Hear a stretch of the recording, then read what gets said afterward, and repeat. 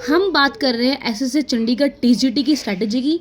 Half video first part में आ गई and ये जो पार्ट है आपका सेकंड पार्ट रहने वाला है, क्योंकि आपको पता ही है, पता नहीं क्या समस्या है, वीडियो बीच में रुक जाती है, तो उससे आगे की हम बात कर रहे हैं। इंग्लिश में आप किसी भी कॉम्पिटिटिव एग्जाम के लिए जाओ तो देखो इंग्लिश तो आती ही है, मोस्टली आती है। तो मैं आपको सजेस्ट करूँगी पार्ट ऑफ स्पीच आप सब कर लें अच्छे से। पार्ट ऑफ स्पीच में आपको पता है ये नाउन है, प्रोनाउन है, एडजेक्टिव है, एडवर्ब है, प्रेपोजिशन है, सारे सब्जेक्ट हैं, सारे टॉपिक हैं। फिर आप इसमें कर लें टेंसेस, टेंसेस से क्वेश्चन बनते हैं।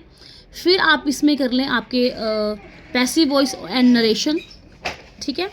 अनसीन पैसेज आ जाता है एक, लेकिन सिर्फ 5 ही नंबर का, तो इतना घबराने की जरूरत नहीं है। एंटोनी सिनोनिम आप ना करें, क्योंकि 5 नंबर में क्या क्या आप करेंगे, ठीक है। तो ये आपकी इंग्लिश की स्ट्रेटेजी रहने वाली है। अब तो कुछ छूटा नहीं है, आई थिंक सब कवर हो गया। तो ये रहेगी आपकी फर्स्ट पेपर की स्ट्रेटेजी। आप इसको अटेम्प्ट कैसे करेंगे, ध्यान से सुनिएगा, यही मेन स्ट्रेटेजी है। आप जब क्वेश्चन पेपर करने बैठो, शुरू में ही आपको सर्कल फिल नहीं करने हैं। ध्यान से सुनिएगा मेरी बात, आपको सर्कल फिल नहीं करने हैं। जो आपको आते हैं पक्के, बिल्कुल पक्के, क्योंकि नेगेटिव मार्किंग रहने वाली है, ठीक है। जो आपको पक्के आते हैं उनको आप करोगे टिक, ठीक है, क्वेश्चन पेपर के ऊपर। या छोटा सा आप निशान कर दो, और कोई एतराज कर रहा है तो छोटा सा मार्क लगा दो। पूरा पेपर आपने इस तरीके से कर लिया। अब आप देखो कि आपने कितने क्वेश्चन सही कर दिए हैं, कितने पे आप लोग बिल्कुल श्योर हैं कि भाई ये तो बिल्कुल सही है मेरे। अगर वो आपके 25 क्वेश्चन बन गए हैं, 25 क्वेश्चन, फिर तो और छेड़ने की जरूरत ही नहीं है। बट अगर वो इतने क्वेश्चन नहीं बने हैं, फिर आप जैसे मैथ्स है, मैथ्स में श्योरिटी होती है, आप निकाल के देख सकते हैं, चारों जो आंसर वेरीफाई कर सकते हैं। रीजनिंग में आपका आंसर सही निकल सकता है, थोड़ा सा 1-2 बार और कर ले प्रैक्टिस, आपको डाउट है तो, ठीक है। तो रीजनिंग के, मैथ्स के, ठीक है, तो 10-12 नंबर तो ये हो गए। कंप्यूटर के आपको जो अच्छे से आते हैं, ठीक है, आपने देख लिया क्वेश्चन पेपर। एक्चुअली कई बार क्या होता है, मैंने नोटिस किया है कि जो अब जिसमें डाउट है उसकी बात मैं कर रही हूँ। मान लो एक क्वेश्चन में 2 तो एलिमिनेट हो गए, लेकिन 2 में अक्सर हमें डाउट रहता है, तो उसको हम कैसे करें। पहली बात यह है कि जो ख्याल आपके दिमाग में फर्स्ट टाइम आता है, फर्स्ट टाइम, वही ख्याल आपका सही होता है मोस्ट प्रोबेबली, ठीक है। अगर आपने वो क्वेश्चन छोड़ दिया, उसके ऊपर दोबारा चिंतन मनन कर रहे हो और आपके दिमाग में पहले ए आया था लेकिन अब आप बी लगा रहे हो, तो वो गलत होगा, आप उसको छोड़ ही दें या फिर ए ही करके आए।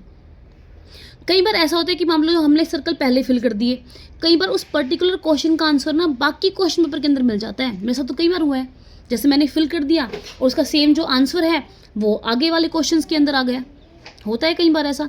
तो इसलिए जल्दबाजी ना करें, नेगेटिव मार्किंग है, ध्यान से आप क्वेश्चन करें। 25 क्वेश्चन आपके बिल्कुल सही हैं, 5 में जो आपको लगता है कि 2 में डाउट है, वहाँ आप तुक्के मार सकते हैं 5 क्वेश्चन के, ठीक है। मान लो 5 क्वेश्चन गलत भी हो गए तो कितने चले गए, 1 सवा नंबर चला गया, ठीक है। तो आप 30 अटैम्प्ट कर लें, बहुत बहुत अच्छे से आते हैं तो 35, इससे ज़्यादा अटैम्प्ट मत करें क्योंकि गड़बड़ होती है। क्योंकि पंजाबी की हम बात करें, पंजाबी जिसको आती है बहुत इजी है, क्योंकि एक पैसेज आता है बस 4 नंबर का, ठीक है। जिसको नहीं आती देखो उसके लिए तो फिर वो गलती है। तो ये आपकी फर्स्ट पेपर की स्ट्रैटेजी रहने वाली है। आई होप आपको इससे कोई ना कोई हेल्प ज़रूर मिलेगी। तो ये स्ट्रैटेजी आप ज़रूर अपनाएं। नेगेटिव मार्किंग है, कुछ भी तुक्का मत मारे, डाउट है तो रुकें, उसको छोड़ दें उस टाइम पे। बाद में हो सकता है कि आपको कुछ रिकॉल हो जाए, ऐसा होता है कई बार पेपर ओवर होते ही है, पेपर में आप सारा पेपर कर चुके, फिर आपके दिमाग में आता है ओ यार इसका तो ये आंसर था, होता है ना कई बार। तो आप जिनमें डाउट है उनको रोक के रखें, लास्ट तक रोक के रखें। कितने क्वेश्चन, 5-10 ऐसे हैं जिनमें कि आपको डबल में डाउट है, 5-10 आपको आते ही नहीं होंगे, तो उनको थोड़ा वेट करें, हो सकता है थोड़ा बहुत चीटिंग वीटिंग लग जाए या आपके दिमाग में वो आंसर क्लिक कर जाए, ठीक है। तो ये आपने करना है।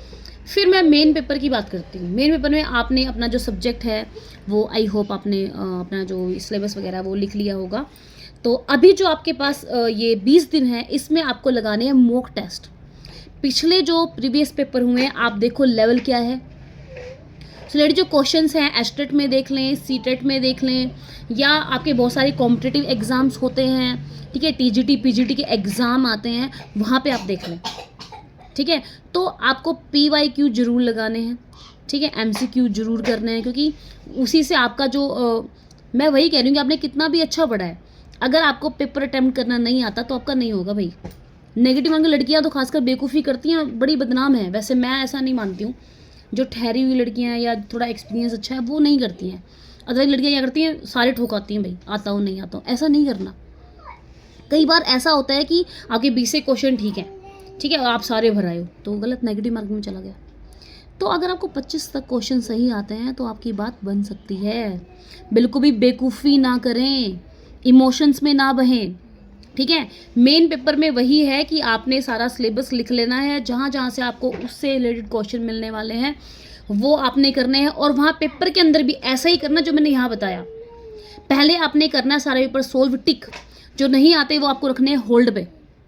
फिर आपको जैसे 5 से लेके 10 क्वेश्चन आपको आउट ऑफ सिलेबस मिलेंगे, उनको टच मत करना।